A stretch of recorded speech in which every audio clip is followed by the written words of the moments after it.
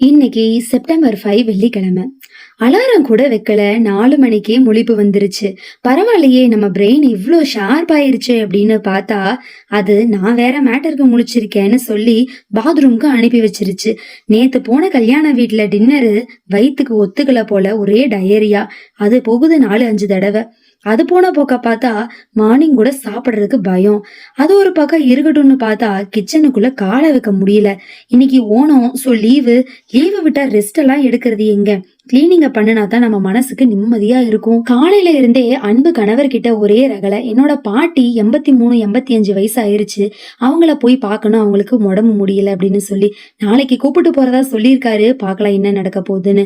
நைட்டுக்கு மல்லிகைப்பூ மாதிரி 3 ரூபாய் இட்லி வாங்கிட்டு வந்துட்டாரு. இதோட நைட்டு டின்னரை சாப்பிட்டு வயித்த நப்பியாச்சு. சொன்ன வாக்க நாளைக்கு காப்பாத்துறாரா இல்ல ஏமாத்துறாரா அப்படின்றத அடுத்த வீடியோல பார்க்கலாம், நாளைக்கு என்ன நடக்குதுன்னு.